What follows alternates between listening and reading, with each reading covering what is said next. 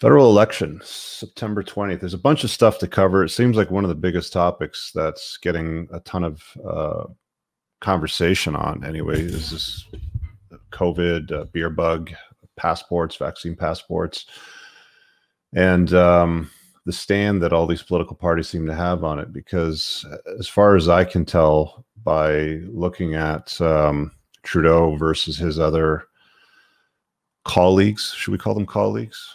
His friends. You know, when they're in court, you watch those movies when they're in court and they say, well, my friend over here. I guess, his friends don't really stand out and say much aside from nodding their head and agreeing to it. Interesting thing happened today. Ontario Premier Doug Ford, who was vehemently opposed to vaccine passports, announced today at 1 o'clock that there's vaccine passports. And a few days earlier, Trudeau bribed each of the provinces, I believe, with $1 billion to implement vaccine passports. So it's an interesting environment, man. I don't talk too much about politics on my channel. I have been involved in politics for about, there was a stint for about 16 to 18 months, about 10 years ago. Maybe I'll talk a little bit about this on the cast, assuming Max does or doesn't make it. But I was doing some lobbying on this bill in Parliament called Bill 55, which was going to completely change the rules on the debt business to help people get out of credit card debt. So I spent quite a bit of time talking to all of these politicians, and I know Jagmeet Singh well. I spent quite a bit of time with him because he was the critic on the bill. So I'll definitely talk to you guys a little bit about that with my experience with politicians and what I think of them, and this election and voting patterns and what's going on. Another interesting thing that's come up as well, because of this vaccine passport that they just announced, you're not going to be allowed to vote in person after a certain date. I think it's the 13th, if I'm not mistaken. And that means you're going to have to use mail-in ballots. And we saw what happened with mail-in ballots to our friends south of the border, right? So history seems to be repeating itself. It's convenient that Trudeau announces and starts to encourage and bribes the provinces with vaccine passports right around the time of the election, and then makes it difficult for people to vote in person, resulting in mail-in ballots if you don't have 2 jabs. You can only vote in person, apparently, if you have 2 jabs now.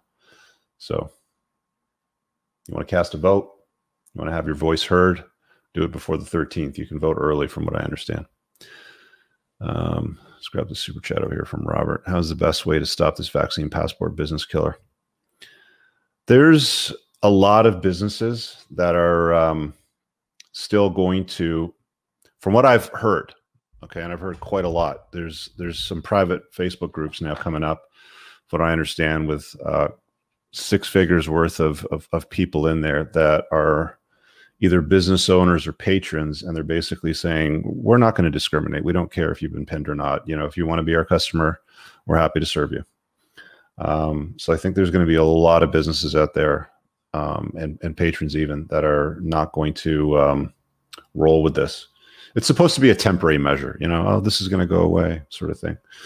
Let me grab the party comparison charts, because I was going to use this, but I was told I was only going to have his ear for about 15 to 20 minutes. So I figured I would just kind of converse with him directly on his platform items that he wanted to discuss. Let's do this. Party platforms. Just compare them. I take an objective approach to this, because it's just people get so bent out of shape. Something chart based here. Compare on these issues. There's a lot of problems that's happening right now. I can tell you right now with the mainstream media, because according to the polls, Max Bernier's party is got about 6% in the polls, which is about the same as the Green Party, but he gets no mention in a lot of these publications, like CBC News and stuff like that, Maclean's Magazine, which is a Canadian publication. talking about their platforms and their position, and even the stock photography. They don't even use the stock photography. They're just using the main parties, or who they deem to be the main parties, even though he's pretty much neck and neck or surpassed the Green Party. Green Party still gets mentioned. The Bloc Québécois gets mentioned, but there's very little or muted mention of what it is that he's talking about. So, I mean, I wish him the best. You know, he's tearing it up across the country. He was arrested a few months back. I think it was about a month and a half back in Winnipeg, because he was basically on the road and wanted to have some conversations and, you know, rally about what he was all about. And because they had the strictest, what was it, mask mandates and social distancing mandates, they actually arrested him and put him in cuffs. And I think he spent 8 hours in jail. And for who could potentially be the Prime Minister of Canada, it's an interesting way to deal with a situation, given the circumstances in which he's approaching it. You can go look for the video online, you know, if you want to see it. Prow says they're using a boiling the fog strategy with the Vax Pass, first non-essential biz, then onto retail stores, and finally grocery. They'll later expand the definition of fully vaxxed to 3+. The problem with the whole vax stuff, and Ryan, if you want to hop in, I sent you the link already. You can hop in now, because I'm not sure if or when he's going to show up. We're 16 minutes past the hour, and they said he was going to be here around 7. So I'm assuming he either can't make it, his schedule is too tight, or whatever. It doesn't matter. But I mean, the interesting thing about these booster shot things is Canadians. Ryan's a fellow Canadian, so I thought it'd be prudent to have him on here with us. Is it doesn't end at 1 shot, 2 shots, or triple shots. They're going to keep basically pumping out these shots to keep you on the subscription basis of immunization, or what's supposed to be immunization anyway. But yeah, this is the first step to a fully segregated society, something which is I've never seen in my entire life, to be honest with you, man. I'm close to 50. I've never seen anything like this. This is you know, they put gold stars on people in the 1940s in a country in Europe, and you know, it started with that. You know, depending on what the color of your skin was, you weren't allowed to drink out of certain water fountains or sit on certain places on a bus at one time in history.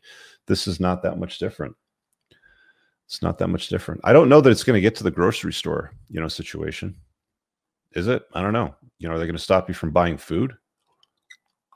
I guess I'm going to have to go out hunting for my food, maybe. I don't know. There's going to be a lot of people out there.